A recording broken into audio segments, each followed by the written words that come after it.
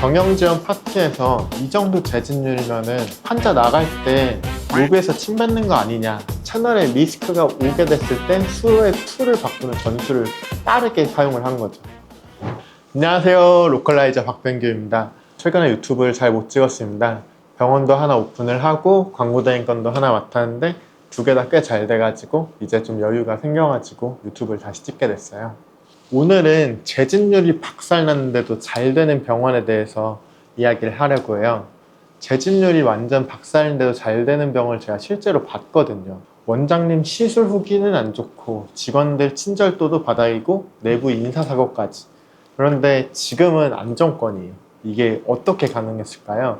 불편한 이야기인데 오늘은 이거에 대해서 이야기를 하려고 해요. 일단 이 병원 같은 경우에는 일반적인 상식의 좀 반대편에 있는 병원이었어요. 이 병원은 재진율 자체가 바닥이었고 경영지원 파트에서 이 정도 재진율이면은 환자 나갈 때 로비에서 침뱉는 거 아니냐, 이런 말까지 나올 정도로 재진율이 낮았거든요. 뭐 내부 인사사고도 연쇄적으로 터졌고요. 월에 적자가 1억, 2억이 나는데 이거를 1년을 버티더라고요. 그런데 지금은 안정권에 들어갔더라고요. 이거를 어떻게 버텼냐? 저는 여기에서 하드캐리를 했던 세 가지 요소가 있다고 생각을 하거든요.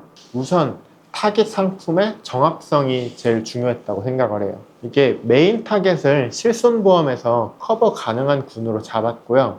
그렇게 되니까 소비자들이 차감 가격이 낮다라고 느끼는 구조의 진료 상품화를 했어요. 근데 이 상품군이 좀 생소해서 저도 병원 일을 오래 했지만 이게 돈이 되나? 이렇게 생각했던 타겟이었는데 거기에다가 소비자 심리를 자극하는 옵션이라든지 패키지들을 얹어가지고 상담실장님들이 팔더라고요. 저는 좀 병원의 본질을 좀 중요하게 하는 캐릭터다 보니까 이런 접근을 좋아하지는 않지만 구매 마찰을 낮추는 훌륭한 설계였다고는 생각을 하고 있어요. 이 병원을 두 번째로 하드캐리한 요소는 마케팅이었어요.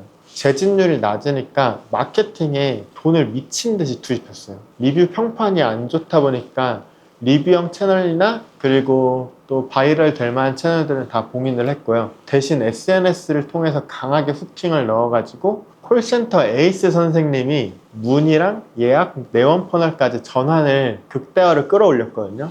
내원한 모든 환자들이 불만족한 거는 아니니까 재진 환자나 소개 환자도 쌓이긴 쌓이더라고요. 그리고 채널 수요가 다른 채널들이 줄어들었을 때 또 다른 채널로 매출을 끌어올리더라고요. 최근 들어서 SNS나 성형 플랫폼의 로아스가 급락하고 있는 상황에서 외국인 환자 유입으로 매출에 큰 구멍을 다 메꾸더라고요. 당장 3년 전, 4년 전만 해도 SNS나 성형 플랫폼에서 로아스가 500 정도씩은 나왔었는데 지금은 그 로아스가 200에서 300 정도로 확 줄어들었는데 지금 외국인 환자 유입을 늘리면서 채널에 리스크가 오게 됐을 때 수요의 툴을 바꾸는 전술을 빠르게 사용을 한 거죠. 단 병원 자체가 법이나 규정, 언어, 사후 리스크 같은 경우에는 관리가 좀 취약하다 보니까 그 과정에서 문제들은 많이 생겼어요. 이 모델의 본질은 재진이 아니라 단순하게 수요를 끌어오는 게 이 모델의 본질이었어요.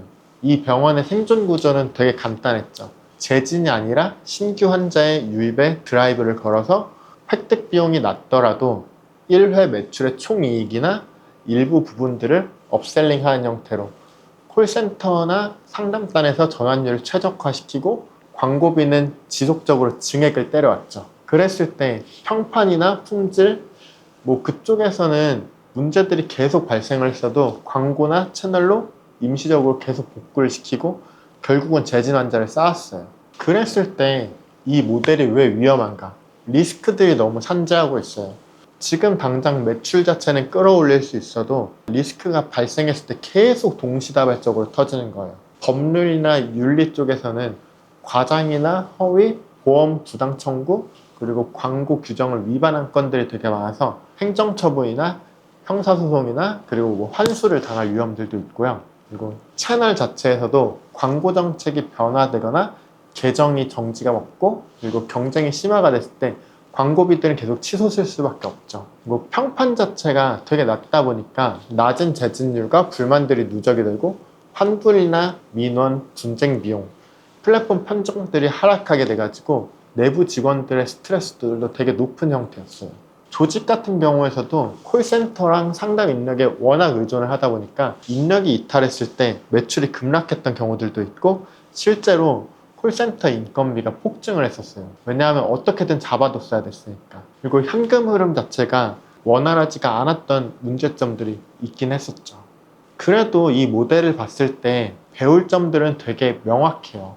뭐 따라하라고 얘기를 하는 게 아니라 배울 건 배워야 될 필요성은 있는 거죠.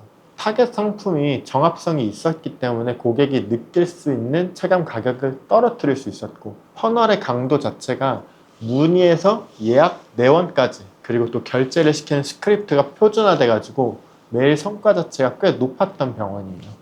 그리고 전환을 민첩하게 시킬 수가 있어서 기존 마케팅 채널의 로아스가 꺾였을 때 광고 채널을 재설정함으로써 민첩하게 그때그때 시장의 형태를 다 맞춰갔고요. 물론 자본력이 좋았기 때문에 월에 1억에서 2억 정도가 1년 정도가 적자가 났어도 경영 관점에서 그 부분이 뛰어났기 때문에 여기는 버틸 수가 있었던 것 같아요. 하지만 윤리준법 부분에서 문제가 발생했을 때 품질이 무너지게 되면은 결국 평판이나 법률적으로 문제들이 발생할 수밖에 없는 거죠.